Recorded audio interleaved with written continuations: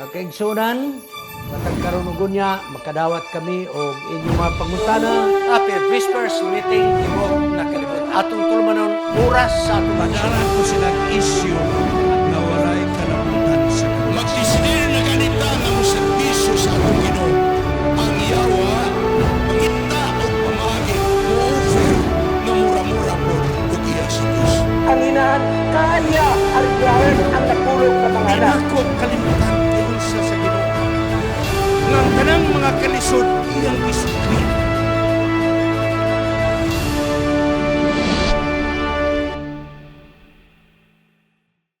Happy Whispers Meeting sa Tibok Kalibutan.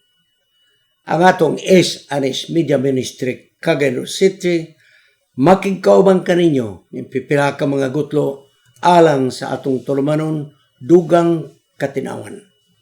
Mao kini ang panahon na atong pagatagdon, pagatubagon ang inyong mga pangutana, mga suliran, mga sugyot, mga opinyon. Sa pagsugod, magampo kita. O Diyos nga balaan, salamat sa imong kaayo kanamo. Nga grasya kanunay nagapadagaya sa matag usa. Ikaw magapanayo sa Anis Media Ministry nga kini magapadayon sa pagserbisyo sa tibok nahong sayuta. O barang espiritu ipadagaya ang imong gahom, labdagan nimo among una-una. Among giampo sa pinasahi, kining usa nga nagdala og suliran. Komplikado nga suliran nga among paghisgutan. O Diyos, makahatag kinig leksyon sa uban o magkagiya usab sa natungdan. Salamat, Ginoong Hesus. Ngayon mo kaming giluwas pinaagi sa dugo nimo sa Kalbaryo sa krus. Kining tanan among pagadawaton sa ngalan ni Hesus manluluwas. Amen. Mga kaigsunan, ang atong dugang katinawan nagkadaiya ang mga problema. Naay mga problema nga bisag ako naglibog kung unsay ako kang ikatambag. Apan ubalas taban sa Ginoo. Maginapuay kita. Sunay atong dadon karon nga suliran mga kaigsunan nga medyo komplikado ang problema. Ako nang guluhan, husband controlled by his parents, thus HIV infection. Ang bana, kontrolado sa iyang mga ginikanan. Unya, mag-isgot kita nga doon na infection sa HIV. Ang HIV, mga kaigsunan, kung di ko masayop, manghud og dyutay sa AIDS. Manghud. Infection pa ba ni? So atong iskutan. Karon nagsumbong kini mong asawa. Di na to ipangdetalya kay aron dili ma-identified. Medyo i-slide na to. Ang iyang amahan kanang mopasakit mo kastigo nga kanang di lang nga kasi manumbag mag-usa diha. Hasta ang iyang asawa ginapasakitan. Ang iyang mga anak ginapasakitan. Mga kaigsunan magulbe ko ani. Nga sakop manguni sa atong iglesia maulaw bitaw ta. Paminor gud mo mga kaigsunan. Ayaw mo pagdapat pasakit sa inyong isip katao. Abi niyo, kung mo report lang na kanang asawa o kaatong anak, mga kaigsunan, nasa church manual, madisiplina ang amahan nga physical abuser. Okay naman siguro kanang latos-latos ginangmay, pero kanang imo na sumbagon, no? Imong laparohon ka na din na mayo. Magulgyo ko makadawat kog mga suliran ingon na nga sakop sa atong iglesia. Unya di ay mo pasakit sa iyang asawa, mo pasakit sa mga kabataan. Busa, ingon sa maong asawa karon sa iyang frustration, sa iyang kalagot, nakaminyo siya og sayo. Di nato butang edad. Basta sayo siya namin yun. Dayon mga kaigsunan, ang problema silang kaminyon mo ni. Ang iyang nabana dili kaayo madawat sa iyang ginikanan. Sa pikas nga bahin pod, ang ginikanan siyang bana di pod makadawat nining mo ang asawa nga nagsumbong. Nagpasabot nga ang ilang kaminyon ilang kagustuhan. Pero may sirkumstansya manggod nga nahitabo. Mao na nga nagminyo ay nalang yun maong mga batanon. Anak ako'y tugon sa di pa kumalimot. Bisan pag-unsay mahitabo ninyo babae o lalaki. Kung pananglit imong madiskubrehan, nga di ay nasayop lang ka sa imong madesisyon, natinta lang yun ka. Bisan pag naapay kabilinggan sa imong lawas, kung imo nakita nga dili pa kaandam sa kaminyon, ayaw pagminyo. O ka imong nakita nga ang lalaki o babae, doon na kayo nadiskubrehan nga unsa, ayaw. Mga ginikanan ayaw pug sa inyong anak sa pagminyo, bantog na lang kay doon na nahitabo sa inyong anak nga babae. Atong usbon ang atong sistema, mga kaigsunan. So, ang bana, dili madawat sa ginikanan sa asawa, unya ang asawa po, di po madawat sa ginikanan sa bana, mga kaigsunan. Ang dakong problema tungod kay ang bana, kung siya isulti sa pamilya niya, mo'y matuman. Di siya makaplano sa ang kaugalingon. In other words, kontrolado. Kumbaga, wala pa maputol ang hikot sa apron. Wala pa. Kontrolado. Wala'y mga plano nga ilang kaugaling ng mga plano. Kay ang maong ginikanan sa lalaki, dili gusto patrabahoon ang maong iyang bana, kay ron dili makasuportar og unya mo resulta sa panagbulag. Karon mga kaigsunan, ang asawa buntis na. Kay manitabo nila sumo ni resulta karon. Dugay-dugay pod siya prenatal. Pag prenatal mga kaigsunan, infected siya og HIV. Na-infected siya og HIV. Busa, paghibalo sa bana, nga ngiyang asawa HIV infected, subay-subay og nagingon ang asawa, wa gyud ko makasala. Sa dalaga pa ko wa gyud akong gikasex. Ikaw ra gyud. Busa ikaw gyud may tinubdan ini.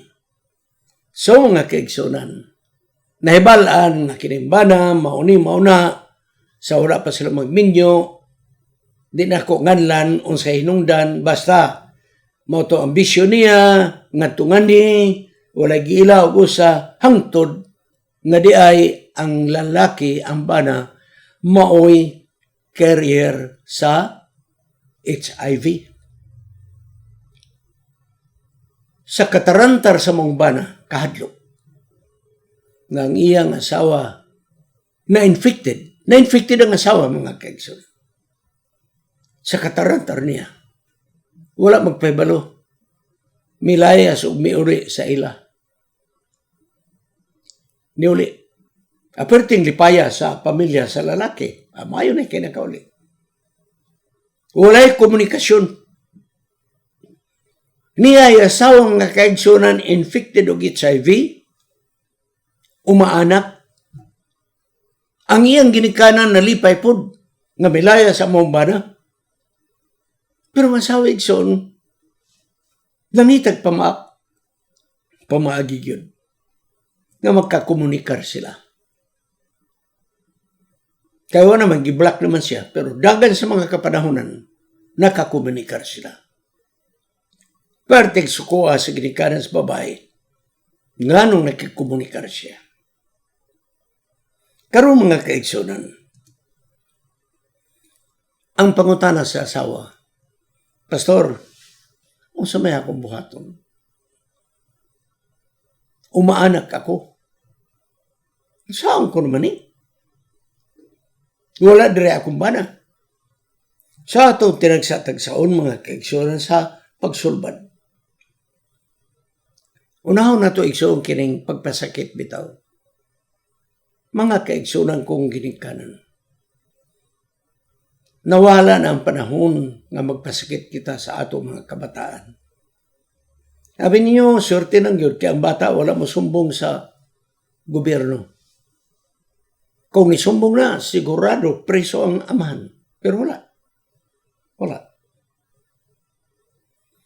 Pero, babae, anak, sayo pag yung kayo namin yung imong gihatag, imong panuigon sayo pag yun. Imong gidugangan ang problema.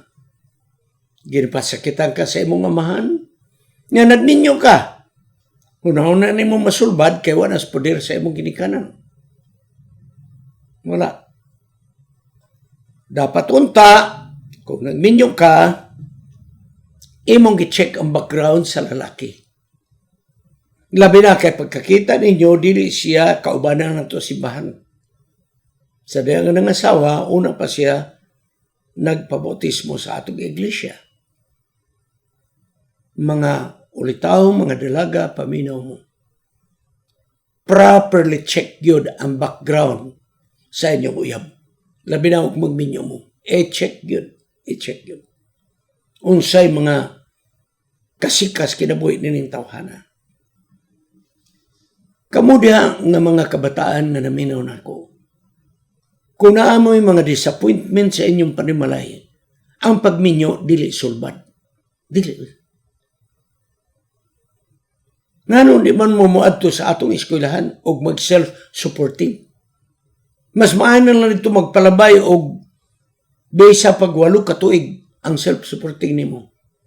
Kay, inikahuman nimo, professional na ka. Mga anak, paminaw mo.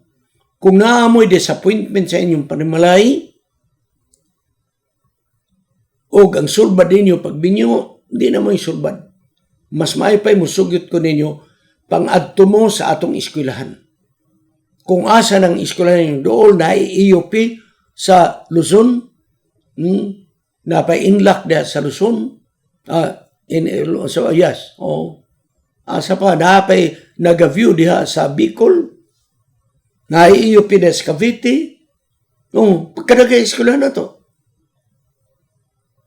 Na CPAC sa Bacolod, tanawara, mga kaigsunan.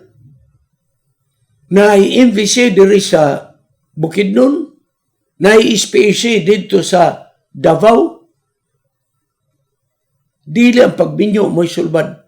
Pangadto mo sa atong eskwelahan kung di ninyo maagwat ang problema sa inyong panimalay. Pag self-supporting mo, kaya na ninyo. Makahuman lagi mo. Makahuman mo. Pero ulahin naman, tambag na lang ni mga kaigsoon ang ako. Karon igsoon, matuta sa HIV. Dili ko doktor.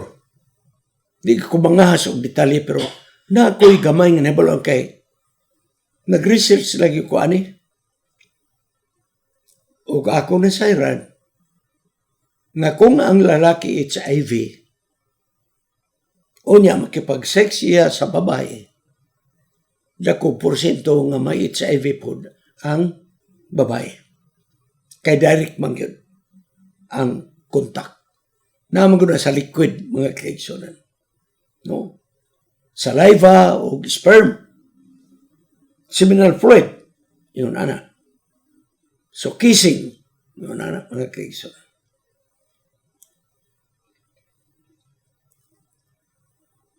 Pero, ang bata, dili siya 100% nga ma-infected.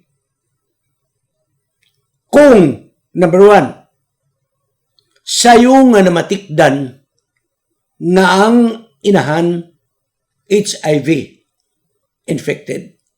Nga naman, maagapan, matambalan mga kaigsonan ang inahan. O gunya, ang bata po maproteksyonan. Pero karon ulahi man ang prenatal. Sulay percentage, pero gamay lang percentage. Katong imong giingon nga 1%, tinuna.